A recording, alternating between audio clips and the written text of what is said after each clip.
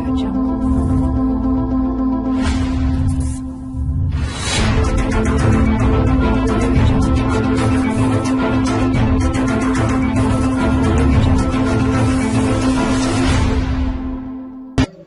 pagi anak-anak ibu semua, semoga dalam keadaan sehat di dalam belajar daring kita pada hari ini. Tetap semangat, jangan malas belajar, tekun mengikuti pelajaran dari semua mapel, dan tetap isi absen dan kerjakan tugas. Untuk pembahasan kali ini, kita akan mengambil bahasan materi dari komunikasi dalam jaringan. Apa itu komunikasi dalam jaringan? Mungkin di antara kamu sudah ada yang mengetahui apa itu komunikasi dalam jaringan ya. Komunikasi dalam jaringan adalah komunikasi di mana penyampaian dan penerimaan pesan dilakukan dengan atau menggunakan jaringan internet. Komunikasi yang terjadi di dunia semu atau dunia maya lazim disebut dengan komunikasi di dunia maya atau cyberspace. Jadi, komunikasi dalam jaringan berlangsung apabila si penerima pesan dan si pemberi pesan sama-sama berada di dalam jaringan atau menggunakan jaringan internet. Komunikasi dalam jaringan ada dua. Yang pertama, komunikasi dalam jaringan sinkronos dan komunikasi dalam jaringan asinkronos. Yang pertama, komunikasi dalam jaringan sinkronos. Komunikasi dalam jaringan sinkronos adalah komunikasi dalam jaringan yang berlangsung secara langsung dan real time, sama-sama terkoneksi ke dalam internet dengan menggunakan perangkat komputer ataupun handphone, dan pesan yang disampaikan bisa berupa teks, video, maupun gambar.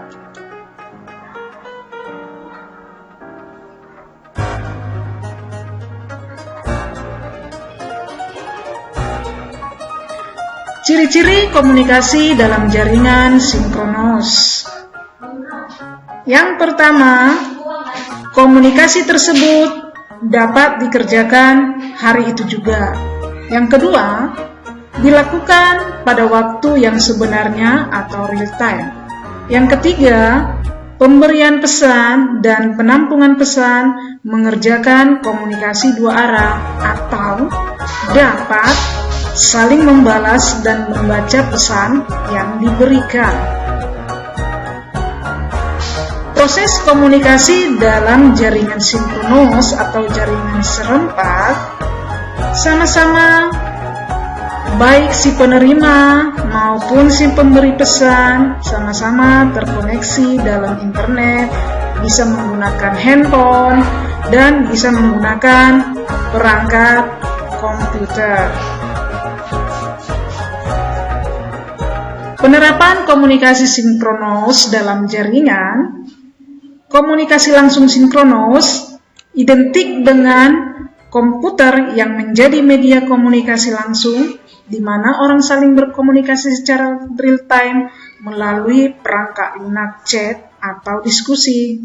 Contoh perangkat lunak chat yang biasa kamu gunakan yaitu bisa dengan menggunakan Hangout, Skype, WhatsApp, Yahoo Messenger, kemudian Facebook Messenger, dan masih banyak aplikasi lain yang digunakan berkomunikasi secara langsung atau sinkronos.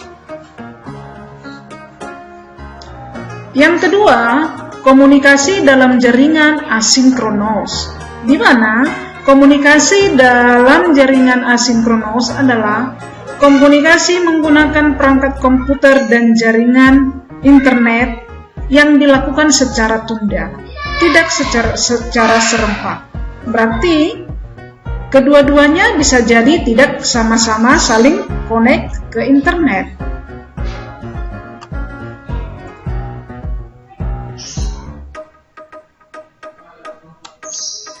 Ciri-ciri komunikasi dalam jaringan asinkronus. Komunikasi asinkronus merupakan komunikasi dalam jaringan yang tersambung secara tidak sengaja ataupun berbeda waktunya. Seandainya seorang mengirim pesan, tetapi si penerimanya tidak membuka ketika itu juga, namun baru dibuka di lain hari, maka itu disebut dengan komunikasi secara tunda. Proses komunikasi dalam jaringan asinkronus atau tidak serempak sebenarnya tetap harus melalui menggunakan jaringan internet, tetapi hanya saja keduanya tidak berlangsung secara serempak, tidak secara nyata, tetapi dilakukan secara tunda. Contoh aplikasi daripada komunikasi asinkronus yang pertama, email. Yang kedua, bisa juga pesan yang dilakukan melalui WhatsApp, tetapi kamu tidak membacanya langsung. Atau mungkin karena paketmu habis, kamu membacanya besok. Akhirnya, dia tidak berlangsung secara serempak. Kemudian, penerapan komunikasi asinkronus dalam jaringan.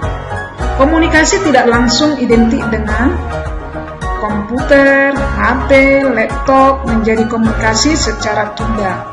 Contoh aplikasinya adalah Gmail, Yahoo. Komponen pendukung komunikasi dalam jaringan. Yang pertama di sini adalah ada perangkat jaringan internet. Kamu bisa menggunakan, kalau kamu di HP-mu, kamu bisa menggunakan paket data. Kemudian kalau kamu menggunakan jaringan WiFi, kamu bisa menggunakan router atau bridge ataupun WiFi. Kemudian kalau kamu menggunakan komputer, kamu bisa menggunakan hub. Ini dia alatnya hub. Jadi inilah perangkat pendukung daripada komunikasi dalam jaringan.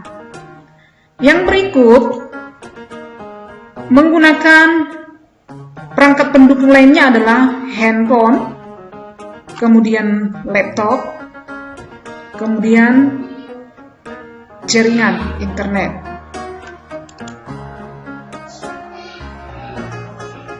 Kelebihan dan kekurangan komunikasi dalam jaringan. Yang pertama, kelebihan. Dapat dilakukan di mana saja. Efisiensi biaya, efisiensi waktu. Kelemahan atau kekurangan daripada komunikasi dalam jaringan. Yang pertama, menyita konsentrasi. 2, tidak mewakili emosi pengguna. Yang ketiga, memerlukan perangkat khusus. Manfaat komunikasi dalam jaringan. Yang pertama, sebagai alat komunikasi. Yang kedua, menyederhanakan siswa dan guru dalam berkomunikasi. Yang ketiga, media hiburan interaktif. 4, sebagai alat riset. 5, sebagai sarana e-learning. 6, sebagai sarana e-banking. 7, jalan ke informasi yang berada di area yang dijauhi. Fungsi komunikasi dalam jaringan. Yang pertama, informasi untuk media memberikan pesan dan informasi buat penampung informasi. Sebagai kendali, melakukan pengendalian dan memulai suatu informasi sebagai kewenangan kelompok. Yang ketiga, sebagai motivasi. Komunikasi daring bisa memprovokasi suatu pekerjaan dan kekuatan pegawai dalam pekerjaannya. Yang keempat, ekspresi emosional. Komunikasi daring dapat menggambarkan suatu perasaan kelompok. Efisiensi waktu. Komunikasi bisa dikerjakan secara efisien. 6. Efisiensi biaya. Harga paket data yang agak murah membantu komunikasi dalam jaringan. Yang ke-7, dikerjakan di mana saja, pagi, siang, sore, ataupun malam. Yang ke-8, ilmu teknologi. Komunikasi daring berawal dari ilmu pendidikan yang saat ini dipakai sebagai alat penyelidikan. Yang ke-9, intensitas komunikasi. Menyederhanakan komunikasi diakibatkan oleh intensitas komunikasi meningkat tiada batas. Yang ke-10, sebagai partisipasi. Komunikasi daring diakibatkan bertambahnya partisipan dalam artian meningkatkan individu pada proses komunikasi.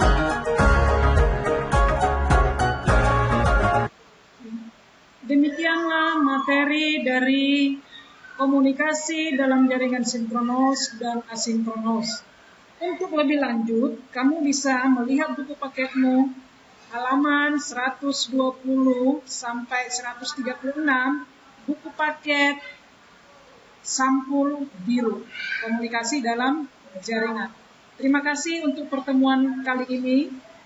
Mudah-mudahan bisa dipahami. Terima kasih.